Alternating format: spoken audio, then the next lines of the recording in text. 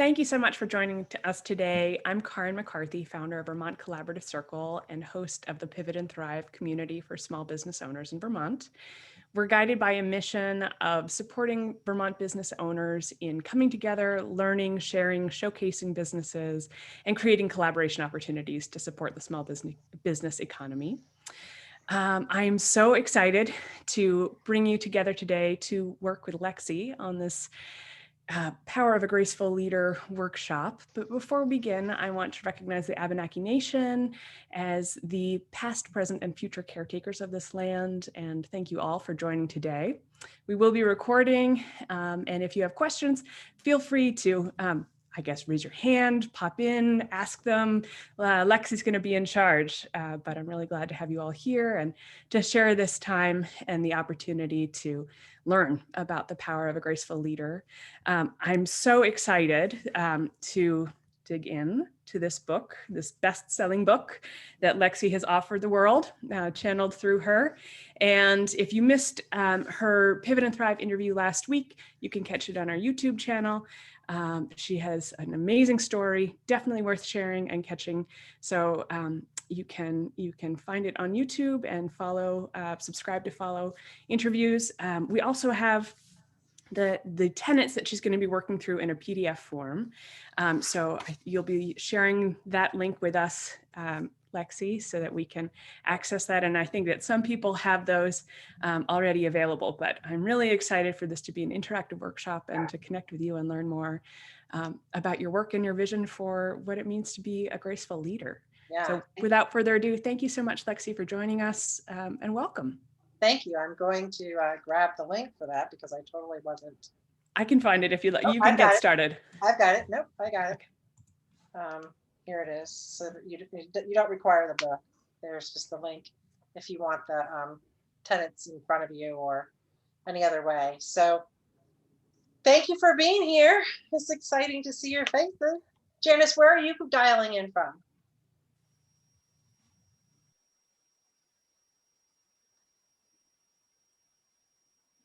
Oh, we can't hear you. Yeah, she's got the mute button still on. There she goes.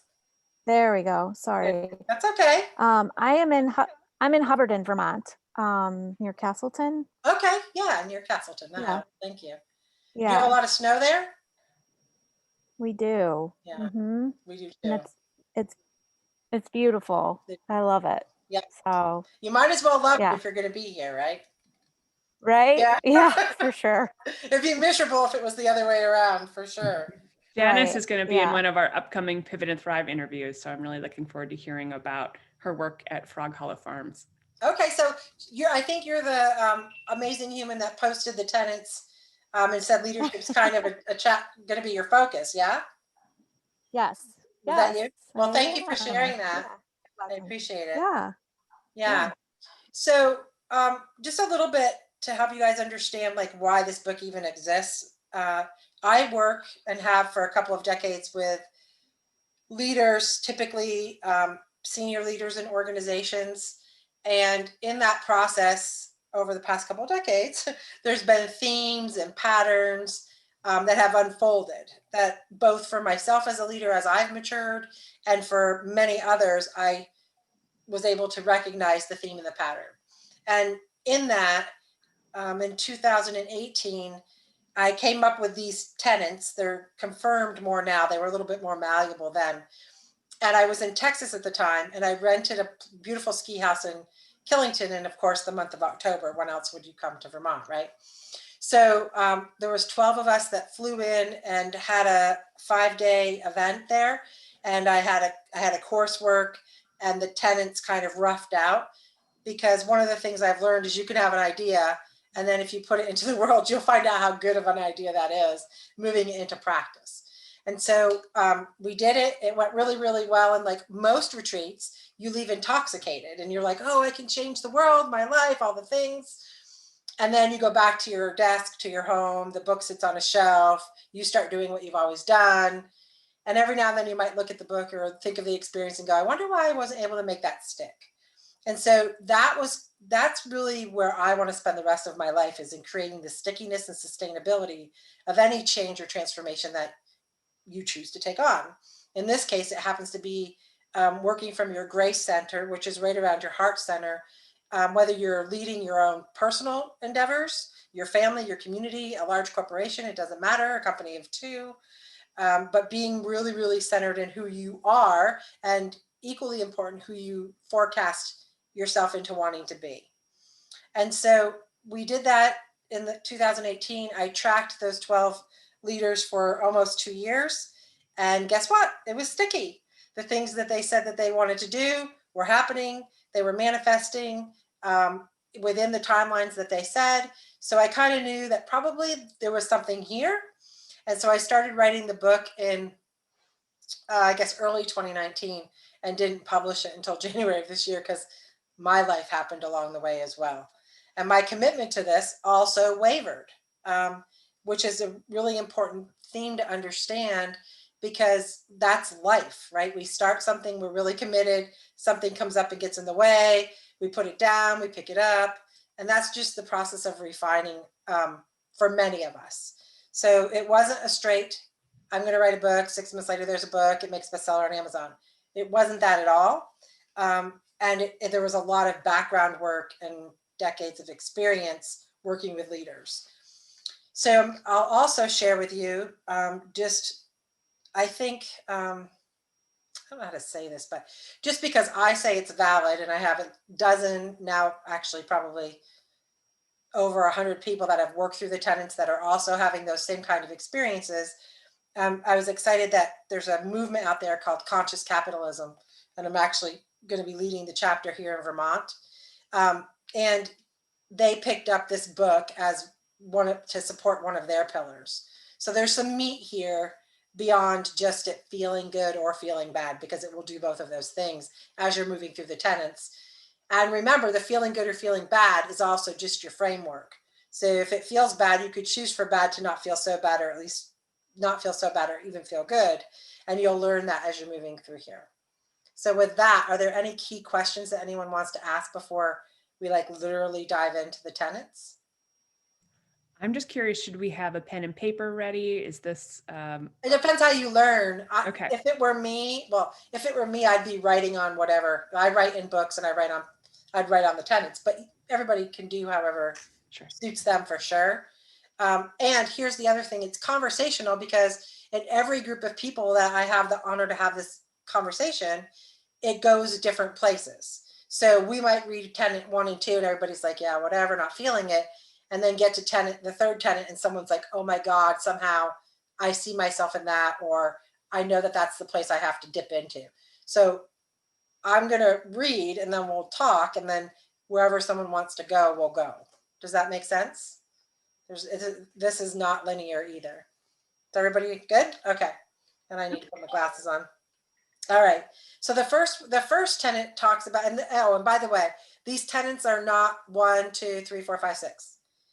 And the book is not written to be chapter 1 through whatever, right? It's meant to, you could go to the tenets and go, what's this transparency thing? Go read the chapter that applies to it, and not read any of the rest of the book ever. And if that's what got you what you needed, that's great. It's not a front to back. It's only 258 pages, but for some people, including me, sometimes that feels like an eternity. So the first one, meaning only first in the order that I listed it, but not first in any particular order, if you understand what I'm saying there. It's the integration of mind, body, and soul. And I think we all, in this day and age, especially with COVID, kind of have either a really good understanding of what that is in the ether, or we've heard it, or we're integrating it, or we're somewhere on that continuum. And this here for me is more than yoga. That's what I often used to think. Oh, mind, body, and soul. Be conscious, meditate for 10 minutes, do some yoga. You got it. T-shirt, reward, and on I go. And what I found was that could definitely be and is part of my practice, but it wasn't complete. And the key here is practice in every one of these tenets. It actually takes practice. So it's not, a check the box activity and then you move on and you're done with it. So the first one says that you know and can communicate your own mission and vision and purpose. This is where most people get stuck right away. They're like, huh. So, most people, if we work for another organization, their mission, vision statements somewhere on a wall, on a plaque in our employee handbook. And that's something organizations do. But perhaps most of us haven't really thought through my mission statement. Simon Sinek's written some great books that have kind of broke through that a little bit, like what's your why, and kind of know if you're in the spiritual realm or astrology over there, you should be able to read your charts and they'll tell you your why, and then you can decide if you like it or not. So there's all types of different ways to tap into your why, but that's a crucial part of being graceful. And the reason for that is once you can articulate who you are or who you're growing into being, and probably both of those things, the way you filter the world gets really, really clear and concise. So an example for me, it was about 12 years ago, someone said to me, you need to know your why. And I was like, well, I want to make money. That was my why, literally. And so that's what I chased for a while, and I did really well making money. So that was awesome, got it, right? But then eventually that didn't become really my why. That was just what I wanted to do. That wasn't why I was here. And so I went through a couple of workshops, and I had literally a paragraph that I carried with me on a sticky note. I had one in my car, one in my mirror, various places, and I had it pretty well memorized. But then I was like, I'm going to test this. Like if I'm in an elevator and someone says, what do you do? Rather than say I'm a VP of blah, blah, blah, I'm going to tell them my why, and we'll see how this goes. Well, people thought I was weird. Right. So I was in the elevator one day coming down I was in Houston, a 22-story building. And someone said, so what do you do? And I was like, oh, this is perfect. Right. So my paragraph was like 3 sentences. So no one wants to listen to 3 sentences in an elevator. That's way too much conversation. But I did it. And I was like, yeah. So I was like, okay, here's my why. Perfect chance. And I was like, la, la, la, la, la, la, la, la. And they just looked at me and literally physically backed up from me. And I was like, okay, that wasn't really what I was going for, but hey, practice number 1, and then I was like, okay, probably needs to be shorter. So I got it to 1 sentence, 7 words. Like everybody can handle 7 words, right? That's going to be easy. But it was still stuff like performance, or I'm going to excel, or I'm going to empower, I'm going to enlighten you, whatever that is. Do you remember what those 3 sentences were? I have them written down somewhere. I can pull them up someday, but I don't have them in front of me. It was literally, I'm here to empower and create bridges to your awesomeness through your bullshit. La, la, la, you're going to be amazing, right? And people were like, what the hell are you on, So I've refined it.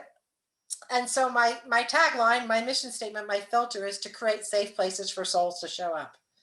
Now, people still think that's weird, and they have a lot of questions about it, but they actually can listen to that sentence, which is step 1. And that's what this is asking you to do. It's actually asking you to get right down to the brass tacks of why the hell are you here? And what do you want to do about it? What are you creating space for, or developing or innovating in the world? This can also evolve. Like mine hasn't morphed in over a decade, but it could, right? How mine is morphing is I was doing that. I'm a mediator and conflict resolutionist by trade in executive boardrooms and things. So I create safety where there's high tension and high risk. So that's how I was doing it for lots of time. And then I do it on one-on-one coaching, and I'll do it with my family. Hopefully I do it for myself. I'm not always successful. I've struggled with that with my neighbors. I have failed with my neighbor. I'm still growing and refining that. Now, all of a sudden, I had an awakening. That's why I'm in Vermont, that I wanted to bring this safe place into a 3D reality.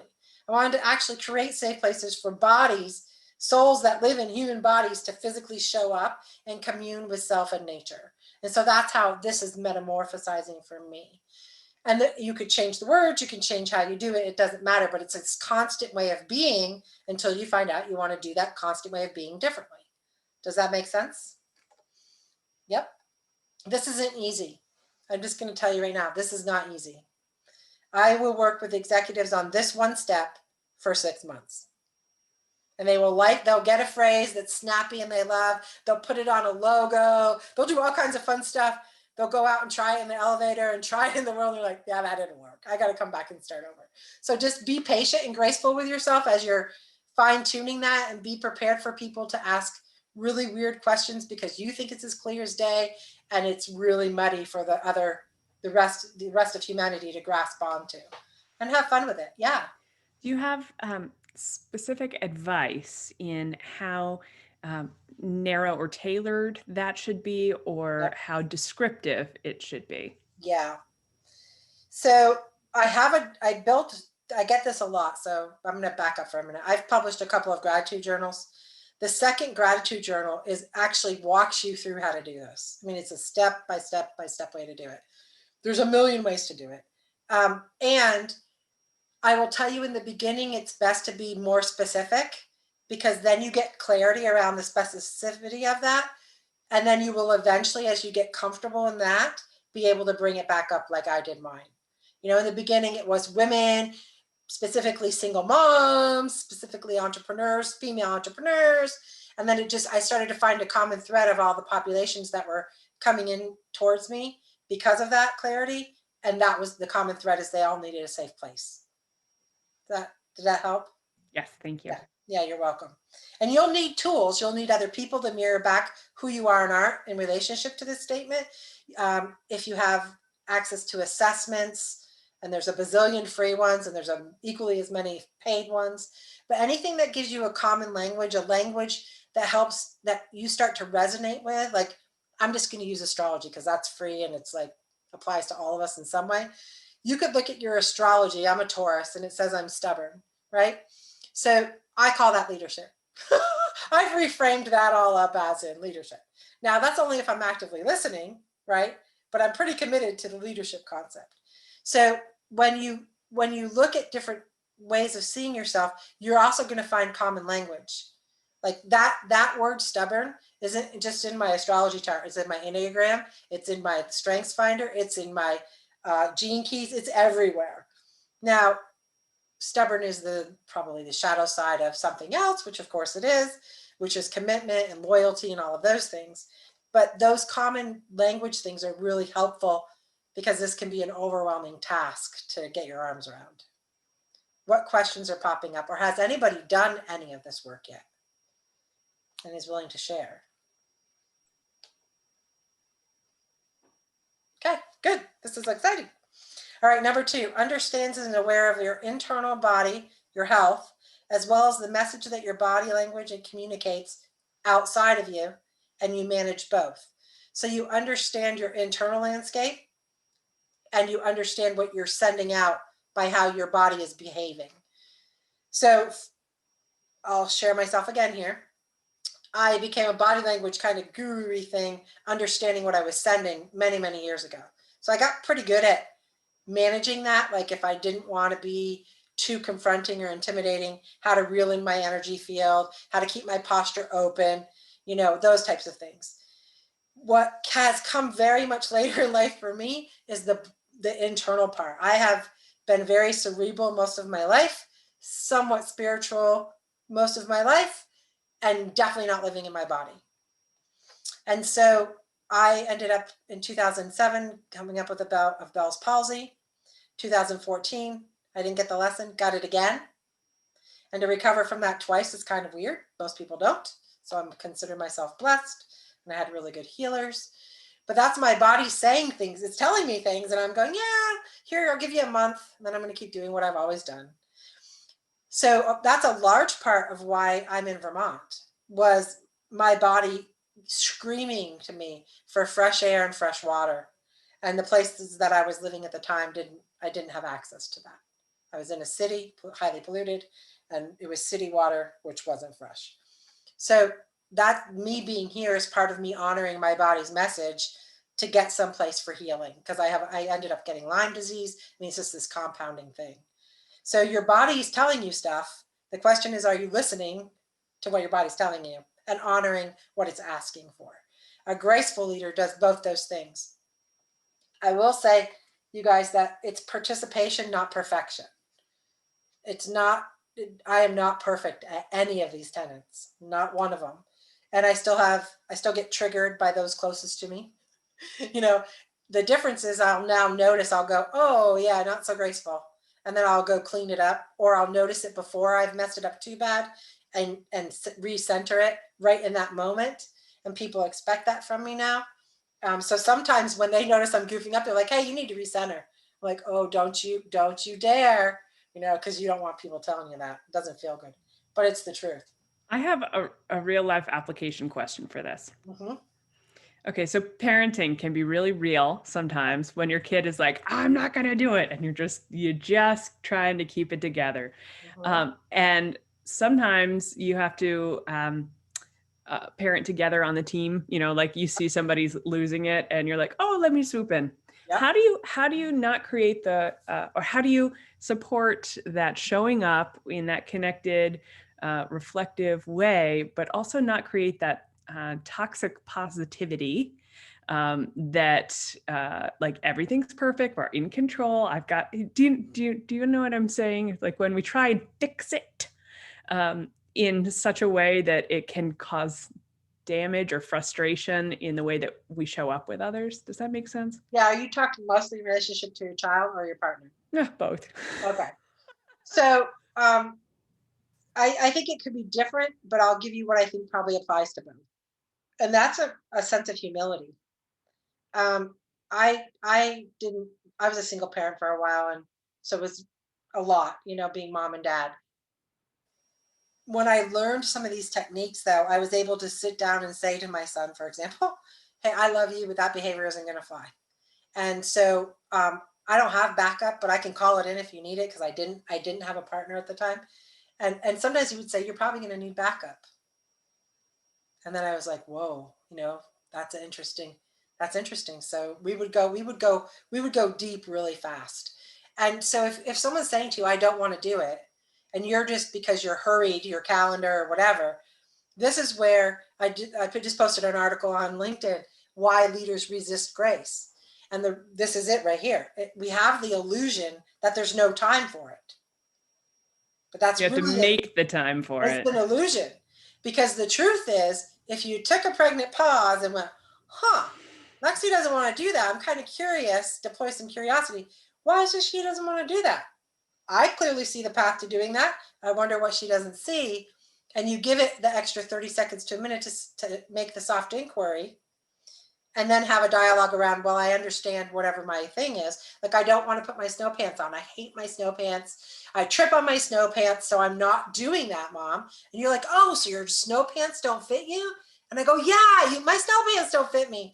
And then you go, oh, okay, well, we don't have new snow pants, so we're going to need to wear these snow pants this time. But we'll look into the snow pants issue. I totally got you.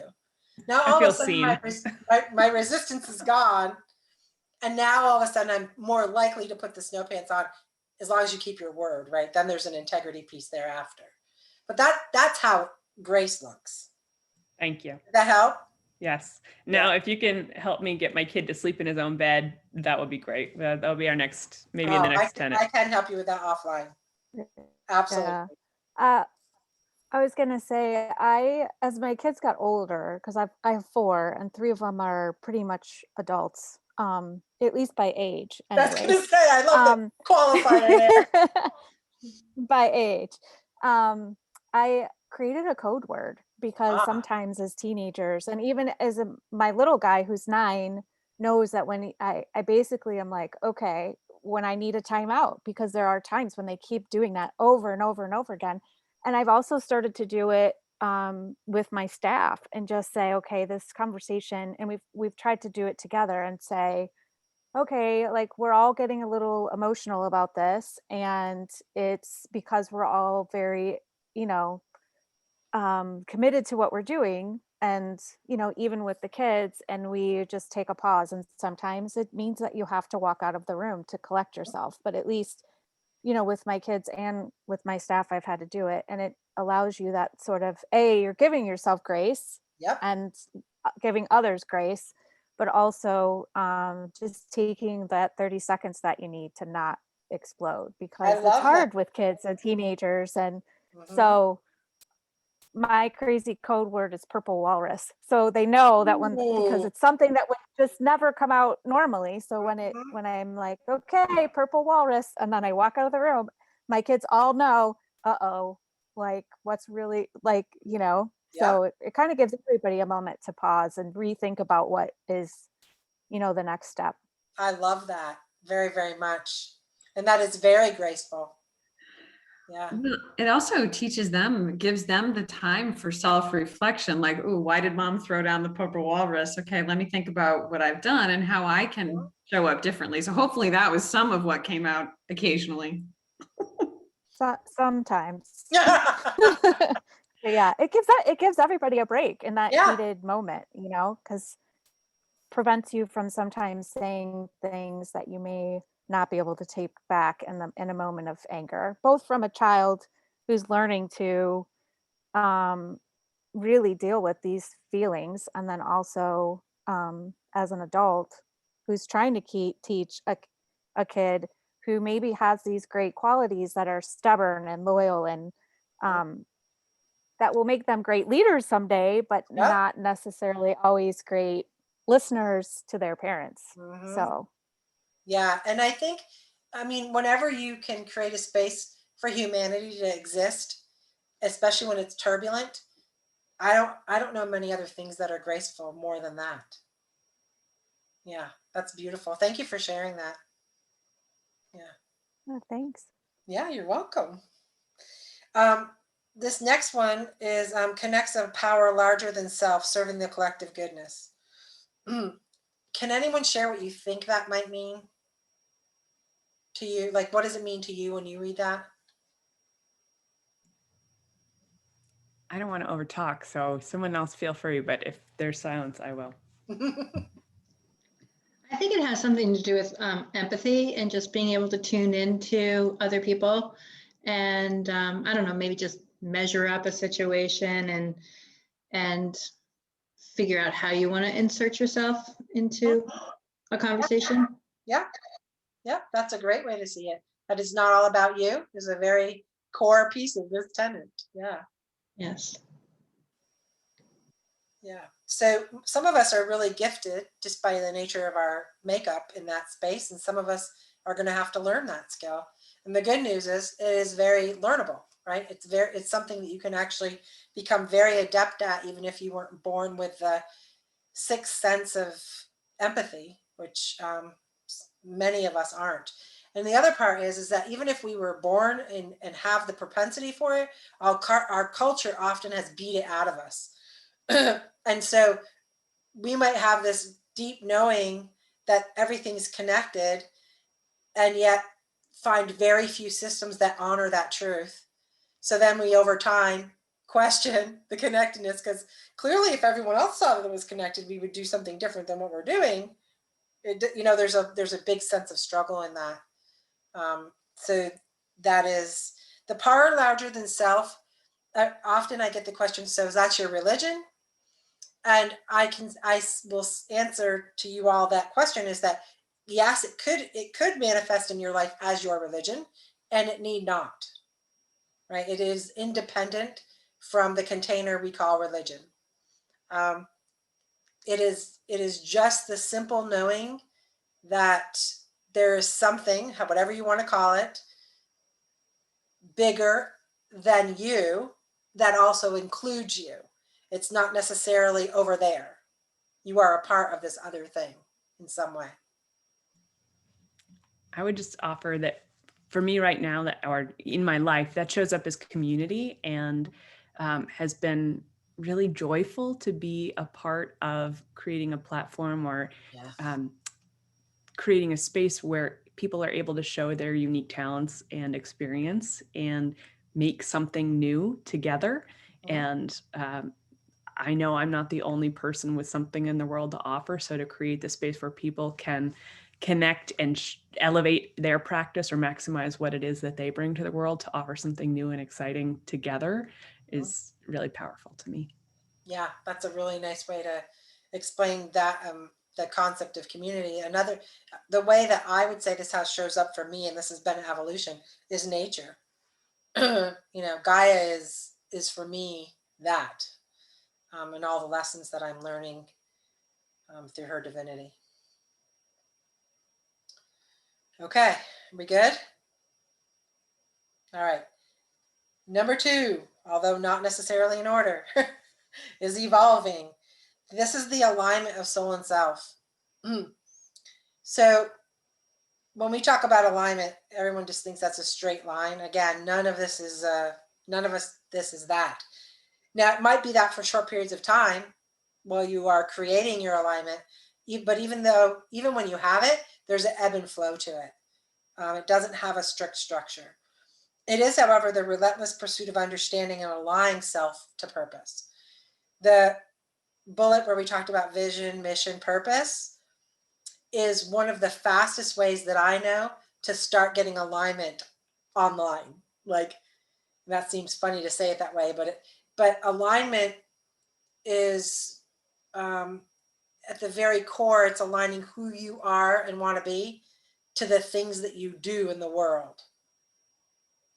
And currently in our world, many of us, and even, I'm including myself in that, have places in our lives where we're not connected to that. We do things that are incongruent with our essence.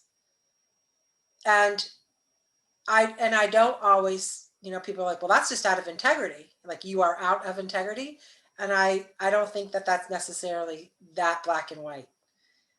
There's a whole lot of gray in here. And when you start leading with your mind and thinking you can sort out all the world's things right here, and you don't engage your grace center or your heart center, you will be more out of alignment more often, because you're omitting a whole data source that your body is offering you, an intuitive nature, for the intellect. And I could assert, if we look across the landscape of our world, especially in the past bit, that this is a large reason why we are where we are. And when I say where we are when we have resource issues, when we're dealing or not dealing with COVID, our economic viability or lack of viability, how we interact with other countries, thinking it's us versus them, all of those things kind of fall in this space. But when you are relentless about truing up who you are to what you do, you just don't come offline very often. All right. Anybody want to talk about that or have an experience they want to share about that?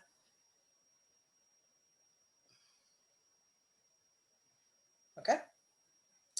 You're a constant learner who is gentle in all pursuits, enlisting a lens of curiosity with a focus of integration. So curiosity is it's a staple in all of these tenets. When you are able to deploy a curiosity about anything, you cannot be in judging. When you're not judging, you have the opportunity to be in a loving, committed space with yourself and others. That's the ultimate destiny. So when you find yourself, this is not to say that judging doesn't have a place. I mean, you're going to need to sort your world out very quickly in times, right? And judging is how we could do that. Like, I like this, I don't like that. I want to do that, I don't want to do this, right? That's a judgment call that we all have to do a bazillion times a day to make decisions. The efficacy of those decisions, though, is often based on your your alignment piece. Because if you're out of alignment making those judgments and decisions, you are, oops, hold on, someone needs to come back in. You are in a space where you're going to create more lack of alignment or more incongruency and frustration in your system and in your community, your tribe or community, family, whatever it is, than not. So what do you think I mean when I say gentle pursuit?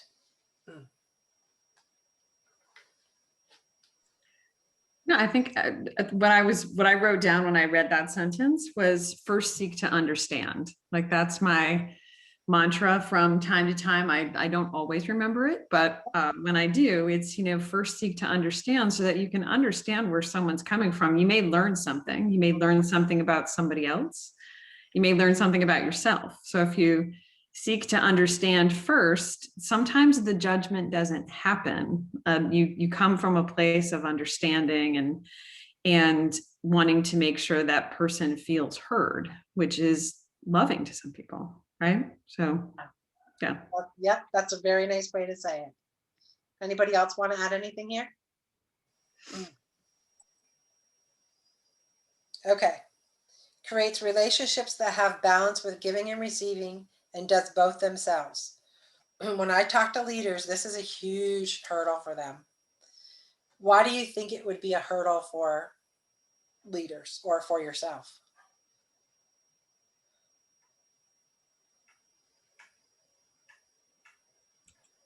Well, like Karen, not to speak too much, but Oh, go ahead. I'm much more able to give than receive. So I think a lot of people are on that side. And then there are other people who are more balanced on the receiving end than on the giving end. And I think sometimes people in leadership are more receivers than givers, in my experience. Interesting paradigm. Okay, so let's go there. So does receiving mean taking in that context?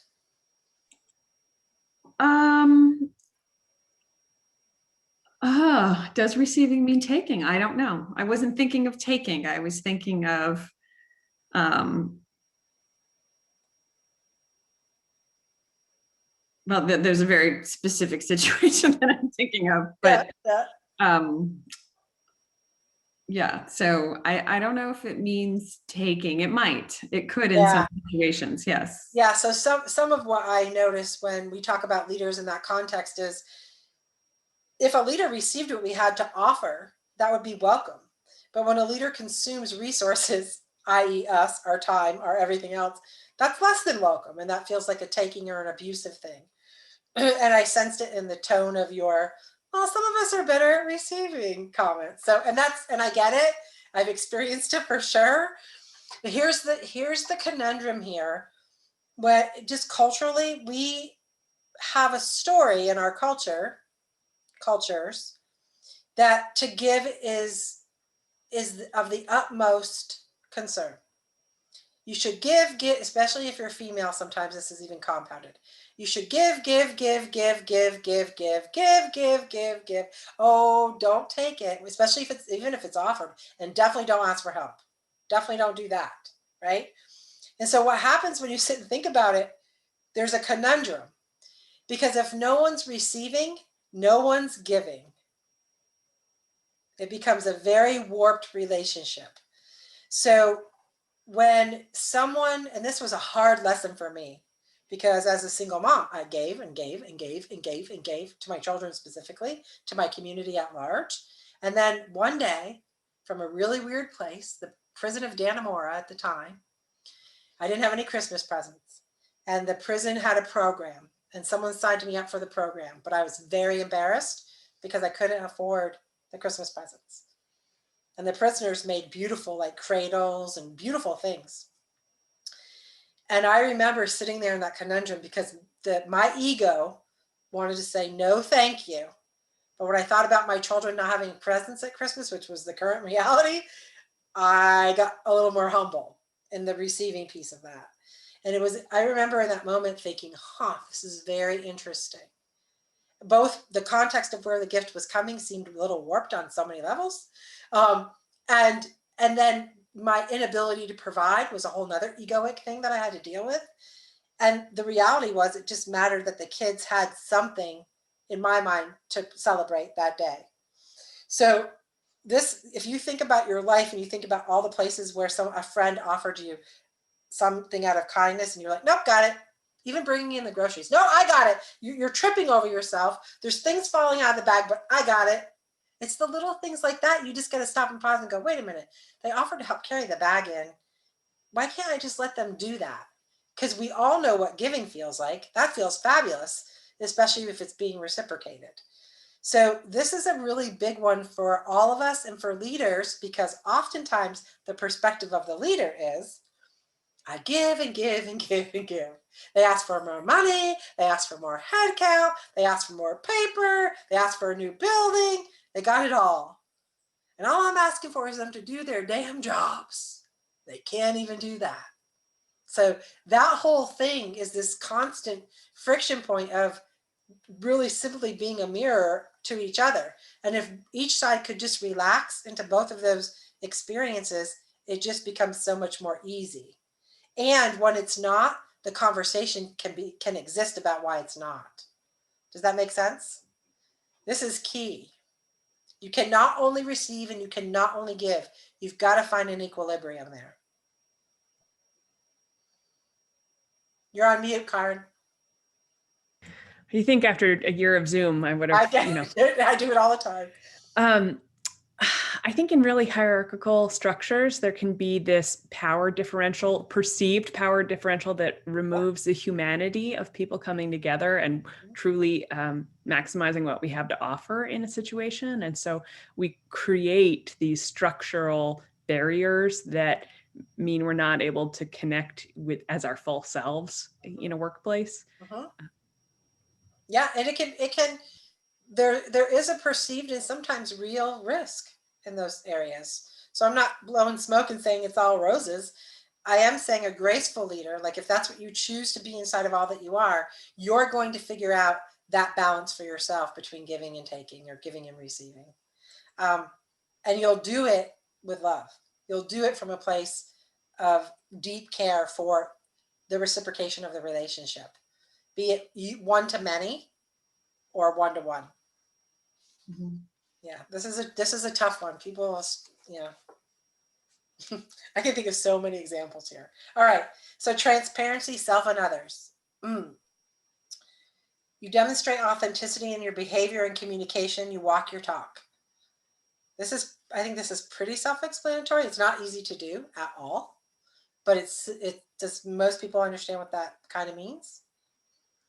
Has anybody got it all figured out all the time? Because I'd like to learn from you. Yeah. I had someone the other day yell at me and say, "You're the gratitude person and you are the least grateful person I know." And I was like, oh my Lord. That was an alarming thing for me to have to sit with and go, oh, okay, let me scan for that reality. Is there truth in that? But that is what it is. You've got to walk your talk. And when you don't, you got to cheer it up, right? That should be what you wish to do. The active listener is open and clear and consistent with their message and its consequences.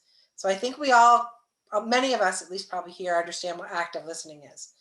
The mischief in this tenet is the consequence piece, because we could, accountability and consequences are kind of brother and sister to each other. And most leaders, even with self, right? Let's just say you choose a new eating plan and you slip off the eating plan and you get sick. There's a consequence to that decision and you got to own it, right? All of it. And so that's the same thing in every other thing about leading others in your life. Can someone think of an example that they are willing and brave enough to share about maybe that being true for them? Plus or minus, doesn't matter which experience.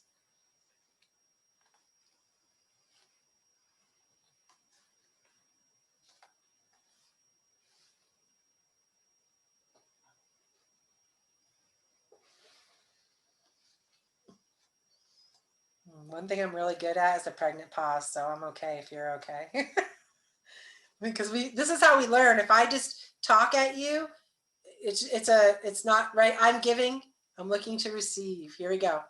I need to receive some feedback. And if you need to if you have a clarifying question, that's okay too. Yeah, I was going to ask you if you could just ask that question again in another way. Sure. Can you think of a time where you were or you were not actively listening, and let's say there was an unintended or unforeseen consequence that showed up as a result of it? So it could be really great by your definition or not so great by your definition. But you feel like you were actively listening and this surprise consequence showed up that you didn't see coming.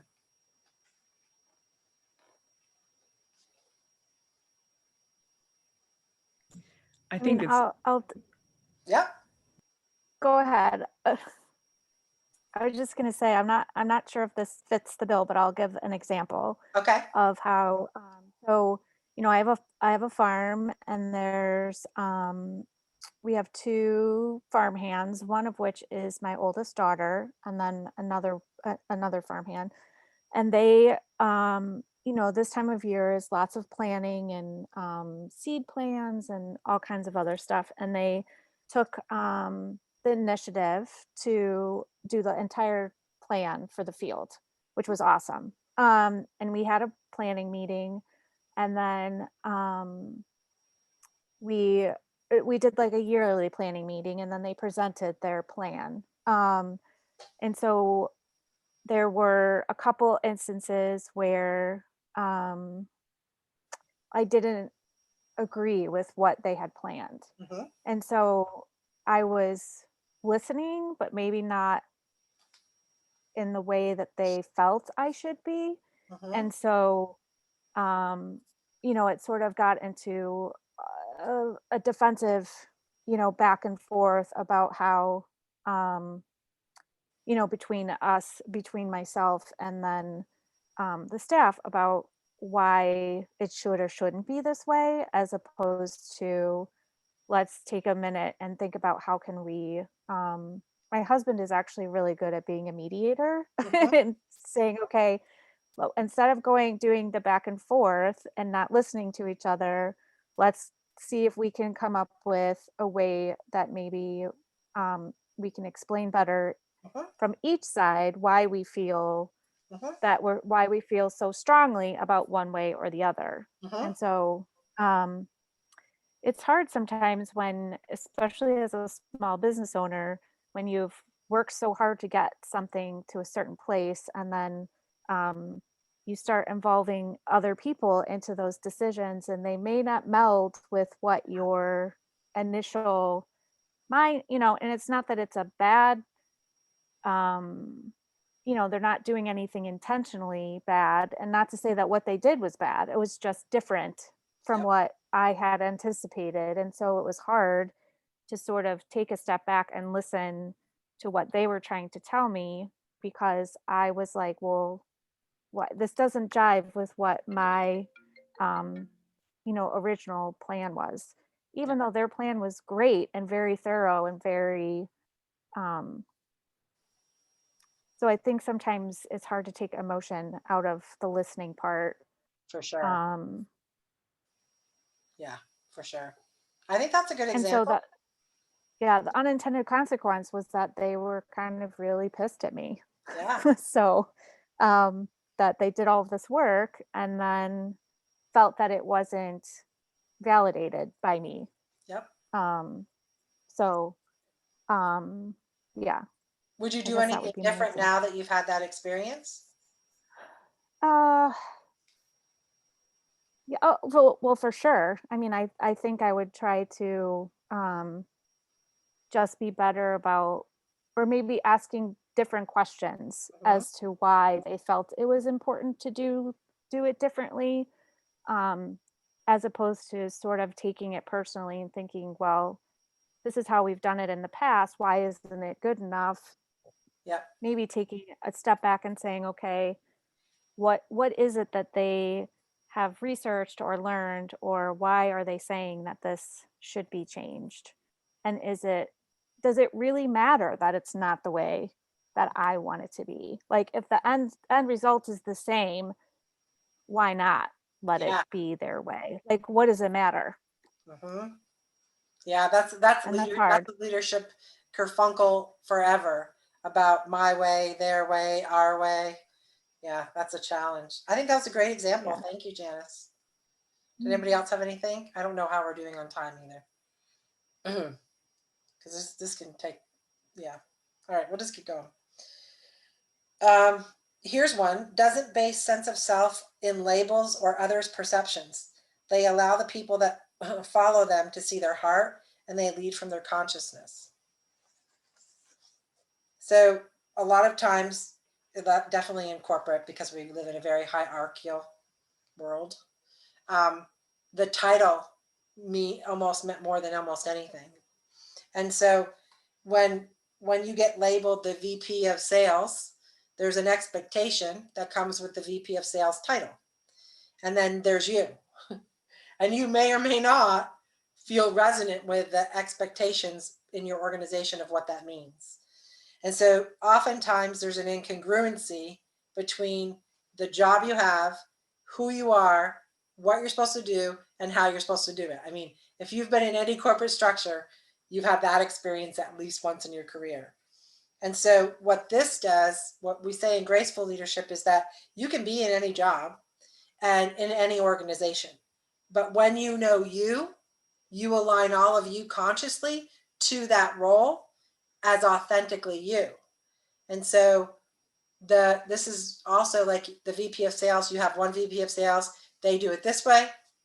Then you get that person leaves and the new VP of sales comes in and they're doing it this way, right? And you have all of the kerfunkles that go with all of that. That's not the same as what I'm saying here. How you do what you do is an output of if you're aligned with who you're being. And this is more about a being sense of statement than a doing sense of statement. And it's extremely conscious and intentional. Okay. Did we run out of time yet? It's about 5 of 1. So Okay. I would say if folks do need to, if you have a hard stop and you have to go, Yep. you're welcome to, give a soft wave off, and we'll keep going and dive into the rest of the tenets. And Yeah, I have a hard stop at about 15 or 20 minutes. okay, great. But I'm good to keep flowing if anybody wants. Do you guys want to keep going? Because we don't have to. Yeah. Okay. All right. So connecting self and the universe. This is having moved from an I statement construct of being to a we construct.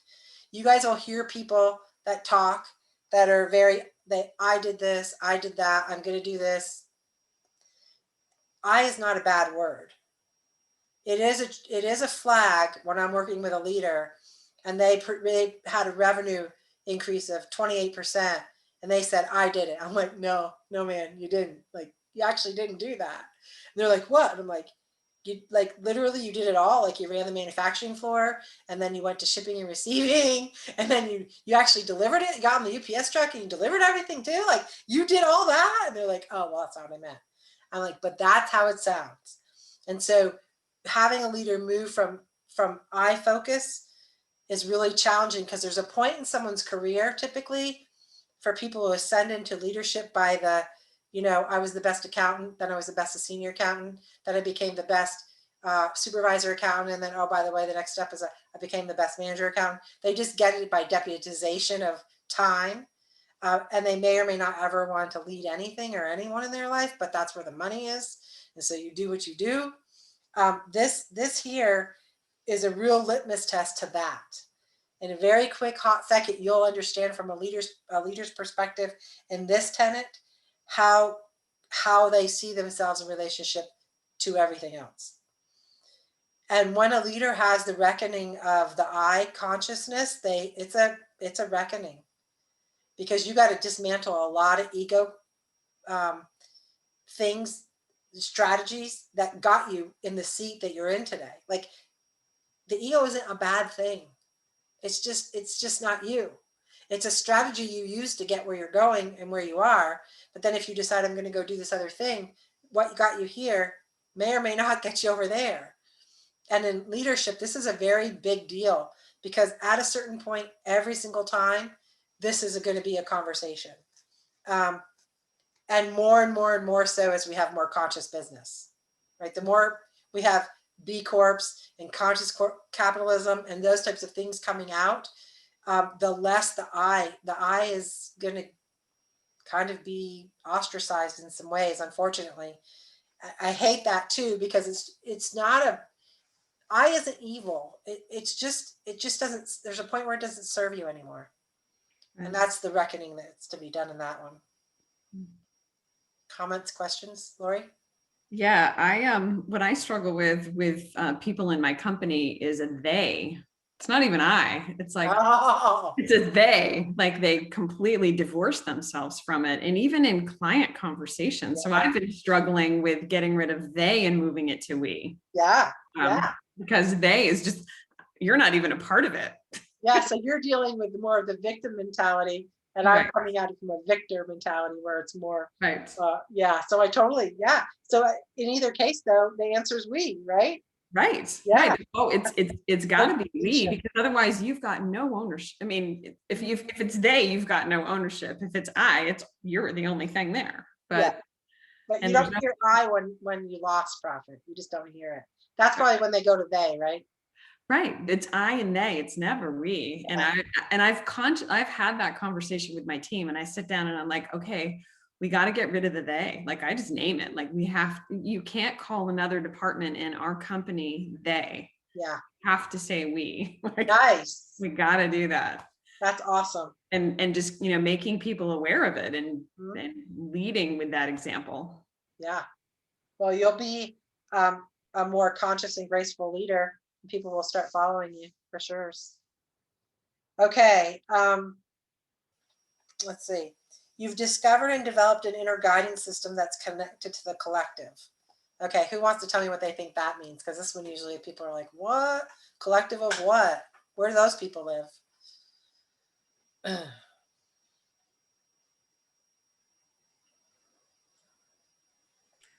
feel like I'm the only one talking, but I'm going to do this one and then I have to leave. But with COVID, I had people on my team who, I've sat down with every person on my team and asked them personally, one-on-one, how COVID was affecting them at home. Because I had one person on my team who was the busiest and had the most stuff going on, who had a 3 and a 6-year-old at home. And I knew what she was dealing with. So, and I sat down with each of them and said, let's figure out how to support you in this new work from home model, and homeschool whenever the school doesn't want to be in session or can't be in session because of COVID, right? And so, like, I felt like that was a way that I really showed up. Like, I wanted to know what was going on with them so that I could help and guide through empathy and grateful for what they were able to do.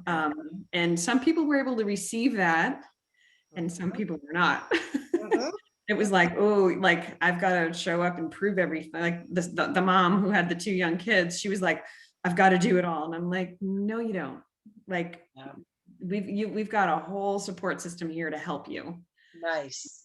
And you've got to lead it, and you want to lead it, but you're not going to be left holding the bag. This is going to be a big old we. Yeah, that's beautiful. Yeah, so the collective can literally be a group of people. It could be, like, for me, it's my collective is me and Mother Nature. It could be nice to see you. It could be so many things. So collective just helps you understand the distinction that you're not alone. None of us are alone. And COVID has emphasized that, the feeling of aloneness, more than any other time that I've been alive, for sure. So this is an important one for leaders, both for their own mental and physical and emotional health, as well as when they're leading, to make sure the people that are in their stead are not left feeling alone, and literally, in some companies, literally left alone. Yeah. Okay. To me, Go ahead. sorry, I was No. going to say, to me, this inner guidance system also means that it's okay to say no. Like, as a mom and a community member, before we moved to Vermont, I took on everything, similar to, the mom that was trying to do all this work and have her 2 kids at home. And it was really hard for me to say no, because I felt like I needed to keep supporting all these other people in my community. And it took a long time for me to learn to say no, so that I could also take care of myself. But I think it's also important as a business owner to understand when it's okay to say no to a customer that may not fit what you're, Yes. they just may not fit within what you're trying to do. And when I was in a catering company in Ohio, that was a big thing that we would talk about, is sometimes, a bride or somebody else wanted something that, as a catering company, we just didn't do. And sometimes we called it firing our clients. But sometimes I think you have to understand that it's okay to say no to a customer that may not meet, what you're doing as a company or as a collective team. Yeah. Um, That's liberating. And it also, when you can say no, and from a loving, respectful way, your world is just cleaner because you have room for your yeses, right? And saying no, like saying no to me and saying yes to Karen, doesn't make me bad and Karen awesome. It just means I'm not a fit and she is, and that's okay. And not taking that personal when you're me is important, right? But that's the truth of the matter. So that's a really good distinction. Thank you, Janice. Okay, demonstrates empathy and gratitude. I think that's pretty self-explanatory. It's not easy to do all the time, but it's, understanding where people are or seeking to understand, expressing appreciation, gratitude where it's appropriate. Co-creating and innovative, seeks new ways of solving problems that are non-traditional to the way their profession organization does. So for example, Janice, right? This was your team. They came to you and said, hey, got this innovative way. And you're like, whoa, that's not how we do it here, right? So this is an example of a growth edge for you in that particular situation. So that's great. Did anybody else have anything, comments they wanted to make here on this one? Being open to, this is a change issue, right? And that isn't always easy for all of us. All right. Surrounds themselves with talent different from theirs and the people competent in areas they are not. So in leadership, we're always training and creating a bench of people that can take our job. Well, that requires you to know who you are and be really confident in that and not feel threatened, because it's a threatening feeling to think, oh, we have 4 people that could do my job tomorrow, so I'm really not needed. That construct it's just riddled with a lot of untruths. And the sooner we can detach from that and explore our own fear, and explore our own fear inside of that, it'll be the most healthy for everybody, specifically you, but definitely the organization. Sorry, I'm just thirsty. As a coach, I don't normally talk this much, but here we are. Okay. It demonstrates the ability to both lead and follow while maintaining the leadership role. Anybody got an example of that one? Janice, you have a good one. We could use it again, right? Did you end up implementing any or all of their plan? Most of it, yes. Awesome. There were some things that we had to, kind of take out, but Yep. yeah, most of it. And so I think it's a compromise on both sides. Yeah.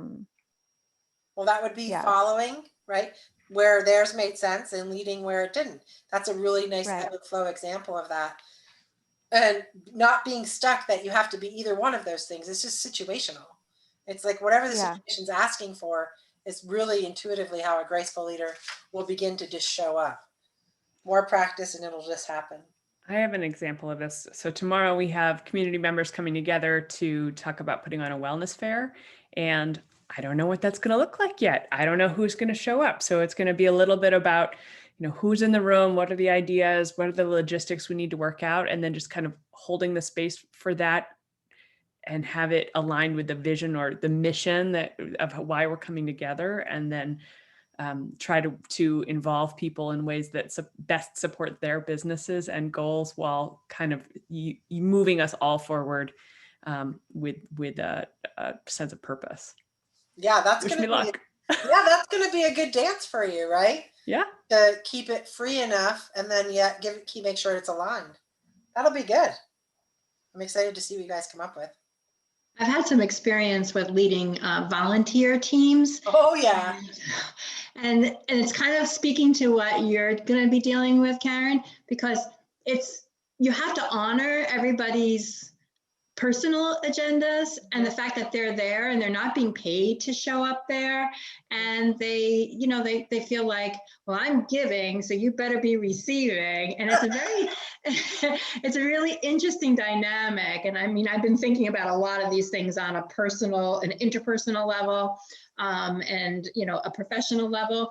But boy, that when you're dealing with volunteers, it's this, all of this comes into play more than I think any other time, because people are invested and very passionate when they volunteer for something. For sure, for sure. I remember being in that space years ago, and it was really interesting to try to figure out how to get everybody in a space where they were willing to take their passion and have it funneled at one thing instead of their own agenda, right? When they were coming in. So that's a good example. You just gave me the hives thinking about it though.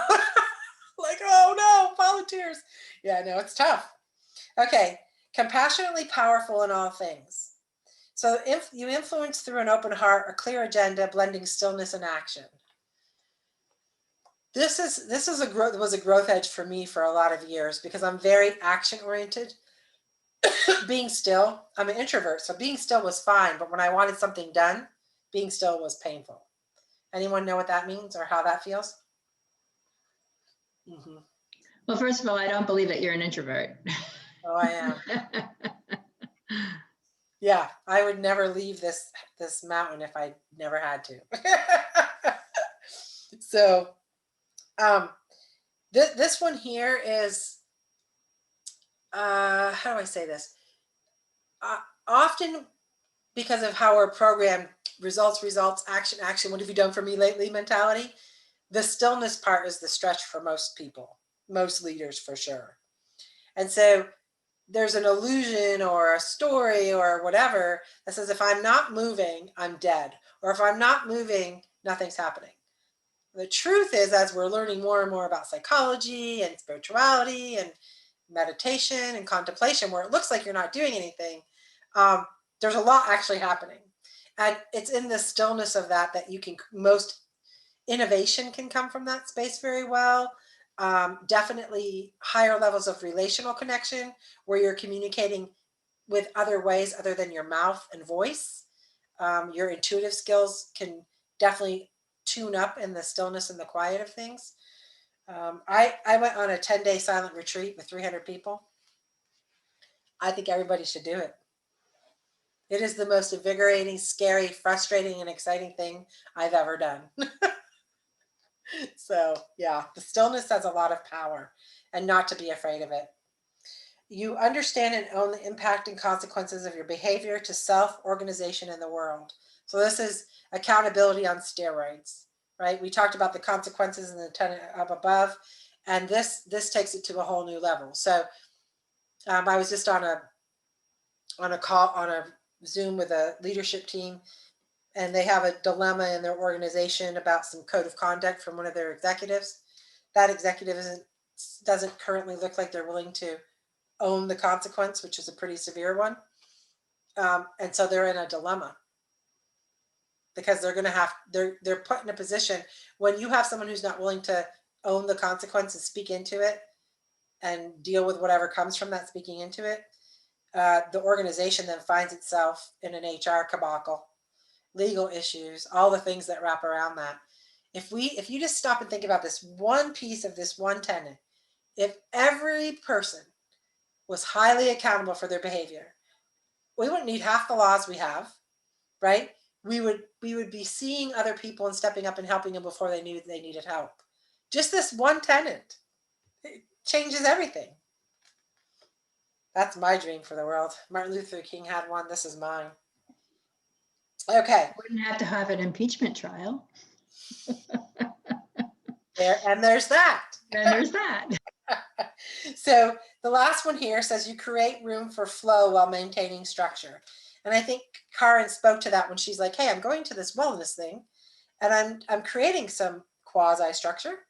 And I think I'm going to be able to create some focus, but I don't really know, because I don't know who's going to show up and I don't know where they want to go. But I'm trusting that I can go in and figure out how to guide and keep it on track, while also allowing this beautiful ebb and flow of co-creation to exist, which is where all the best results and all the best products and ideas and collaborations actually evolve from. Whew. What do you think? Fantastic. I would love your feedback, candid feedback about, does this flow? Does it make sense? Does it feel in the areas where you were like either confused or unsure if you're in that, if how you're doing in that tenet, do you feel like it gave you enough to get your arms around and ponder?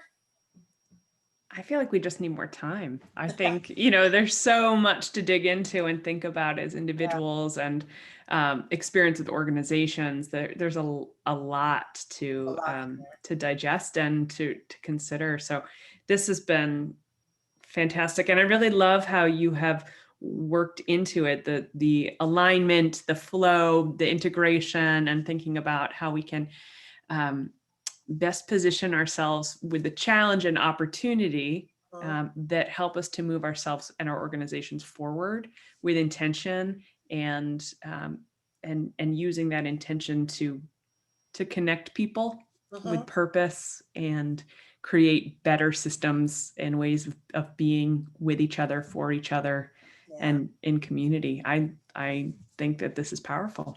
Thank you. Thank you. Was it worth your time, Janice and Renee? Absolutely. I think, I mean, you brought so many things to the surface. You really got some creative juices flowing for me as I figure out where I'm going to insert myself back into the business world and bring all my talents together and figure out what's next for me in my new chapter. But also, you know, kind of give me pause to really think about, you know, what has worked for me, what didn't work for me, why didn't it work for me, what can make me better, and because I got an opportunity to reinvent myself, transplant myself to the mountains, getting away from the ocean, and the mountains are calling for a lot of the same reasons, like health reasons, being closer to the earth, and really just kind of figuring out how I'm going to put myself in this new environment. So it's really exciting. I didn't speak a lot because I was busy writing and sort of self-reflecting, but you've given me so much to really ponder about. So thank you. Oh, you're welcome. Good luck. I wish you the very best. Thank we you. Can't wait for you to become a Vermonter. It's going to be awesome. Yeah. Look, I've already got my plaid on. Yeah. I noticed that this morning. I'm like, oh, I'm really walking the walk here. That's okay. That's good. That's good. So well, thank I you. still have my Cleveland shirt on, so you can still represent where you're from. Absolutely. You can take the girl out of Ohio, but you can't take the Ohio out of the girl, huh? Yes. Yes. Well, you can, but only certain things that I'll keep, like the Browns. Oh. Yeah. I'm leaving the Patriots behind. Don't worry. Yeah. Before we go off the rails too far, I just want to thank you so much for sharing your time with us, Lexi, and everyone who joined us today. It really is a pleasure to share the space and for the opportunity to connect and think about how we can lead in our own lives and in our communities, and how we can use business as a force for good, for positive change in the world, and to find that some sense of purpose and connection and understand our why and be intentional in how we show up in our relationships in the world. So I'm thankful for the opportunity to connect with you. We have a number of really exciting workshops and interviews coming up. On Tuesday at noon, we have Jen Peterson of Yoga Grace in Bristol, who's going to be sharing her Pivot and Thrive interview. And then the following week on Tuesday, she's going to be leading a workshop online for yoga, unlocking your potential and aligning your neck better for all of us who are Zooming all the time, how to use our body with intention and find alignment in our physicality. She'll also be talking about equity and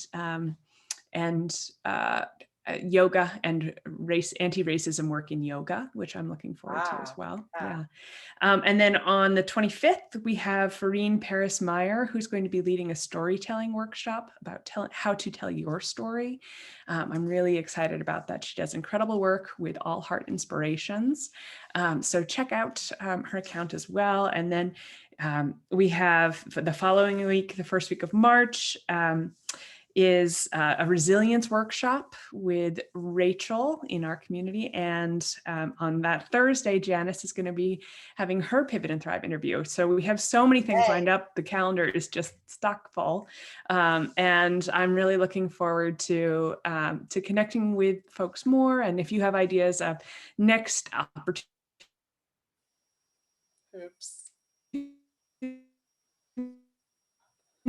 or you'd like to see on the calendar, be in touch. And we're all members of the Pivot and Thrive community. So thank you for investing your time and your curiosity there. But if you're going to watch this, or if you're watching this as a video recording, join us, be a part of this community, and learn how you can connect and grow your business through collaboration.